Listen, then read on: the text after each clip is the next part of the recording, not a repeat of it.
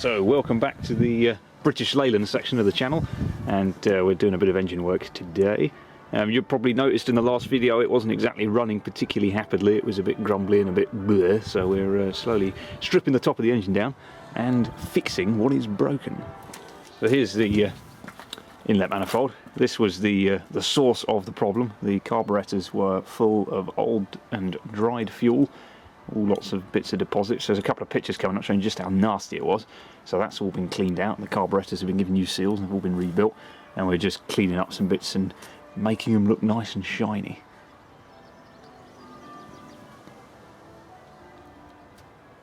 There's the thermostat down there. That's been replaced, but we're going to take this housing off and clean it up and make it look a bit shiny. Got a replacement fuel filter as well, because the old one wasn't blocked, but it looked like it was full of quite a lot of deposits, so sorted that out. But yeah, the main thing was getting the carbs all cleaned out and sorted, so it should run a bit better now when we put it back together. The main problem is float bowls down here. These are the bottoms of the float bowls. Sits with fuel up to somewhere up to about this level. And the jets are in the bottom, which suck out of that little triangular piece there, which was full of... So all the dried fuel was sitting in that little triangle. Every time you put your foot on the accelerator, it went and then just sort of died and stalled. Or... blocked the jet and sucked all the power down. Yeah. So it wasn't exactly running particularly well.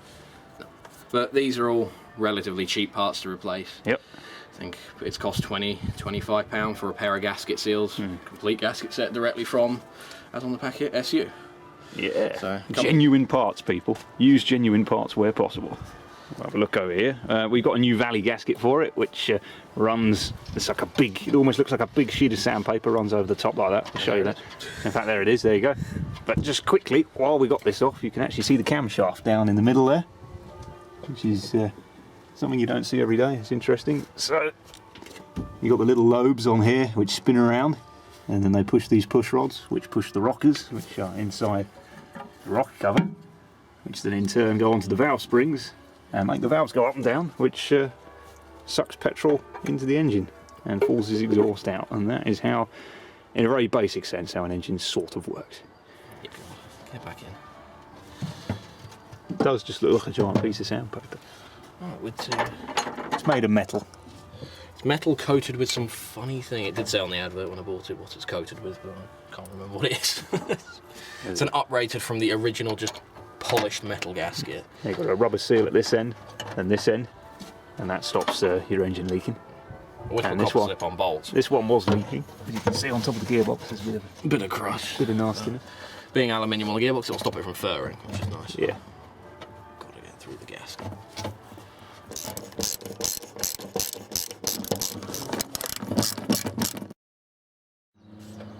Here's some of the welding that we've been doing.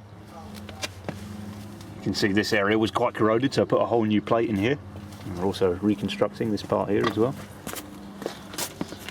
It was a bit crispy under here. This was the worst part, so in order to pass an MOT, I'm going to have to get that all repaired.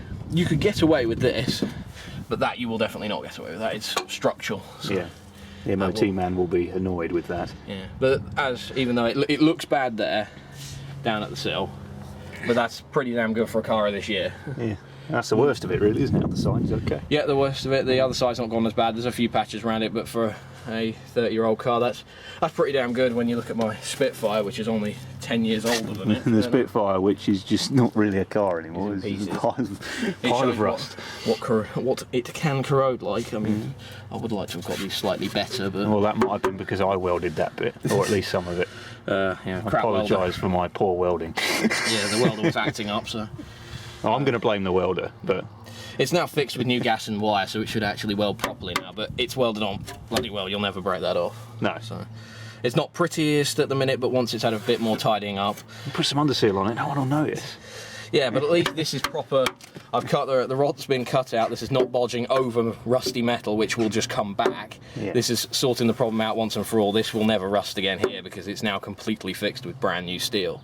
Never plate over anything if it's got a hole in it. This is rust. This is a piece out of that car over there that I am currently doing. Oh dear. That is filler on. This was a sill section, so this is structural. Yeah. And That is what happens when you place over rust. You see there's patches here on top of each other. Yep. That's what happens. It rusts worse and worse and worse until the metal becomes so thin that I can crumble it with my fingers. Yes. Never do that. And how that car got an MOT when we bought it, who the hell knows? Yeah, still had 6 months MOT left on it. Yeah, it's the most dangerous car I've ever seen structurally. Absolutely appalling. But that will be another video if you're interested. Let me know if you want to see more of that one. My job for today is to do the rocker covers because they look a bit nasty. What I'm going to do is chip all the old paint off it and we'll paint it with some high temperature paint. There's the inside. And for any Leyland fans, there you go. Bit of insignia for you.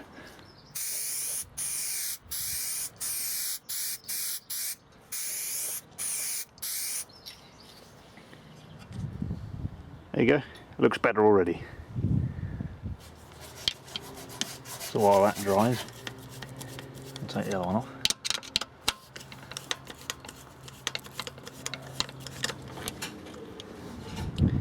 If you're playing along at home, make sure the short bolts go towards the centre of the engine and the longer bolts are on the outside. Also make sure you keep the washers. Windscreen wiper's a good place to keep them. There we go. So far we have replaced a few things. It's got new clutch slave cylinder.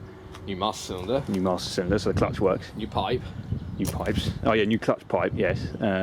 New rocker cover gasket. Yeah. New valley gasket and seals. We done some welding.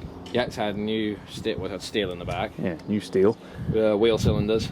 Wheel cylinders for the rear brakes. Rear brake shoes. Rear brake shoes. What else? Carburetor gaskets. Oh yeah, the carburetors have been rebuilt. Thermostat. New thermostat. New coolant, flushed all that out. New coolant. New oil and filter. Yeah, new oil. That's about it so far, I think, but should have made a list really. There's lots more to do. Yeah. It's also got some new wiring on the inside. We've pulled out all the old horrible wiring. Yep. It's got some, well, they're not really new seats, but they're the original seats that have been put back in new it. air filters. New air filters. And it needs a new bonnet. It needs a new boot lid. Yep, bonnet and boot lid need replacing. It needs a new coat of paint. I can pick a bonnet up off. Well, these are still available on the shelf. Yeah. 132 quid, I believe. Tailgates are not. So you're going to have to find a donor for that. Which is the only problem so far, is finding a tailgate, as they are not the same as Series 2s. No. The rear window is different. Yeah, and the wiper hole. Some had wipers, some didn't. Oh, okay. They shouldn't have had one, so. No. So yeah, that's where we are. Getting there slowly. It's all cleaned up. There's the new fuel filter. The old one was just basically black. That's good. This has all been cleaned. So we should have a nice seal around the gasket there. So we shall put it back on the car.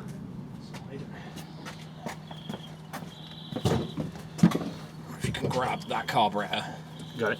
You got it? Right. Yep. Down as he goes.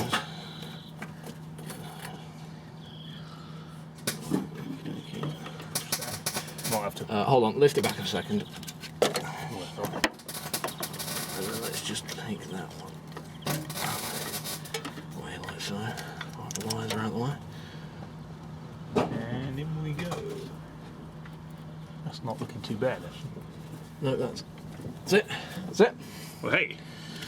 Because they had loads of Highland wire in them. Whoever put the last gasket on.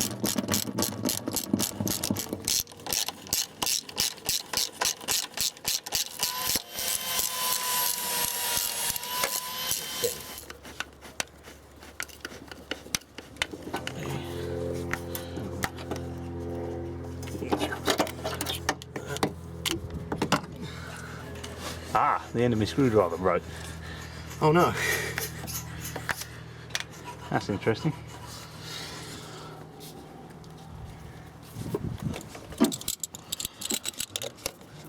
Oh, it's a bit of an old angle.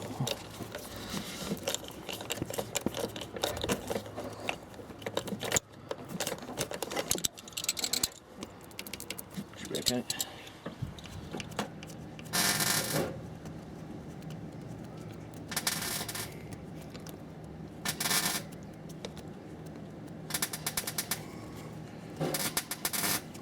thing's got such a long thread. Right. Ta-da. And then what we have to do is pull that up like so. There. Nice little bit of slack left in the cable. Yep. That's it. It's on. You should rev. Designed for that sort of duty cycle. Designed for float charge. No. It was just a one-off.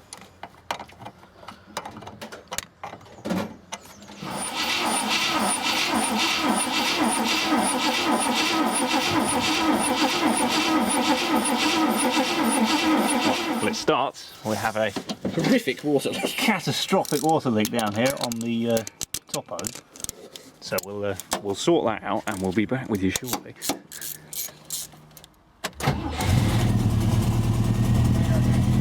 Well, hey.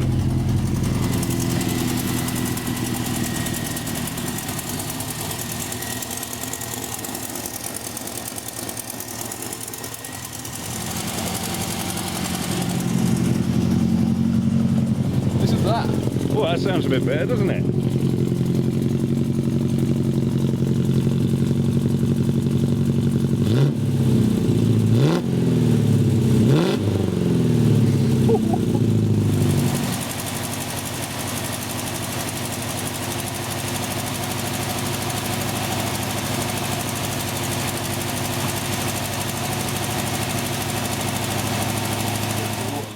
Yeah, so we've bodged the pipe just temporarily till we can get Brand new hose. some new hose tomorrow. But yeah, this is what it sounded like before we did this.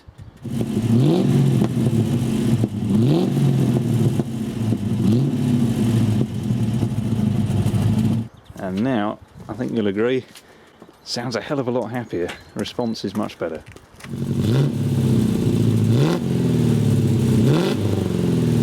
Just wants its fast idle setting now as it's sitting a bit high. Yeah, it's ticking over at like 1800 RPM. Yeah, it should be so, ticking over more like 6,750. Yeah, so But it's all base, it's all set, so it's all new now effectively to it. yep. Redo that, and then work out. She should be happy as well. So there we go. That is the update for this time around, and I will be back in the future with more work as we progress with the big old Rover.